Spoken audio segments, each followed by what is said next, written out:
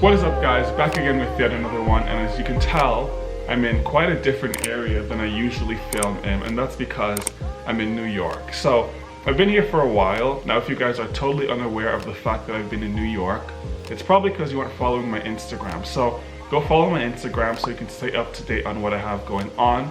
Additionally, something that I also have going on is the fact that I was able to go to Lucid Air store where I was able to get my hands on a Lucid Air and finally take one for a test drive.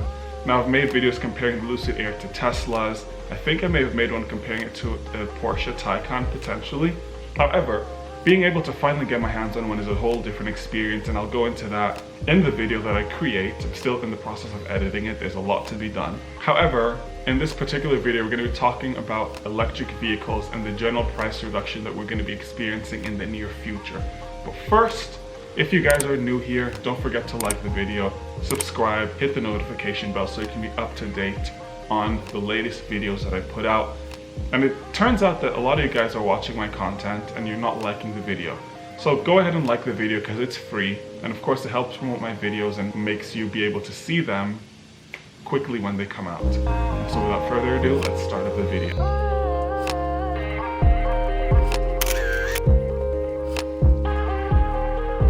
So we're going to start off with the Inflation Reduction Act, which more or less, I won't go into the whole technicality of it, but the general idea behind the act is it promotes the production of electric vehicles, and it also gives production credits for energy saving components on certain electric vehicles.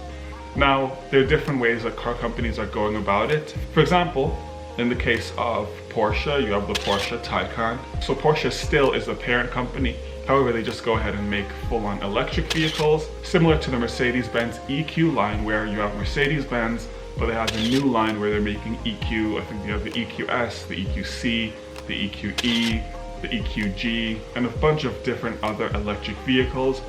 In other cases, you have Lamborghini, owned by VW, so they're able to get production credits through VW creating electric vehicles.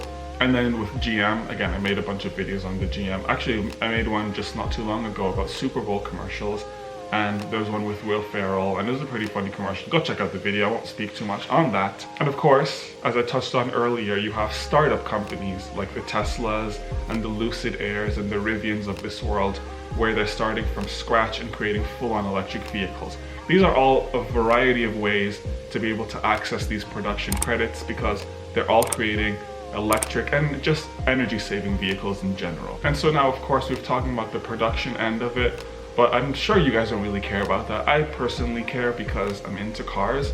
But if you're just a customer and you want to buy a car, you're thinking, well, how does this affect me?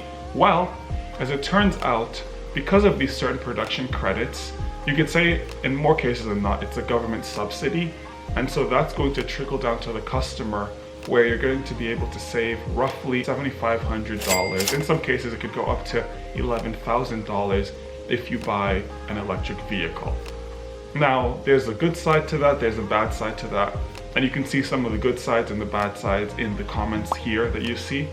In some cases, there are people who are saying that essentially it's just a government subsidy and you're truly actually not dropping the genuine price of vehicles. So as far as the production of electric and energy saving vehicles in general, things won't really change. It's going to look like it because the customer is going to pay less money, but in the long run, it's still going to be a similar amount of money being spent to create batteries, whether it be for hybrid vehicles, electric vehicles, maybe hydrogen fuel cells, whatever the case might be. And then in some other cases, people are saying it would make more sense for people to hold off on buying an electric vehicle, mainly because it's essentially, to quote this person, it's essentially like buying an older model of an iPhone for about $1,000. Naturally, it would make more sense for people to wait things out and see. I personally, if I were in the shoes to buy an electric vehicle, I would still kind of want to wait things out and see how exactly the price of electric vehicles trends downwards over the next couple of months to years.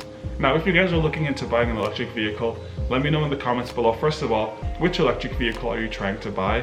Second of all, do you see yourself buying one in the near future? Or maybe based off this information, maybe you're gonna wait it out a little bit longer? Let me know in the comments below. I need to get back to editing the Lucid Air video, which I'm very excited about putting out. So that's it for this video. I'll catch you guys in the next one. Peace.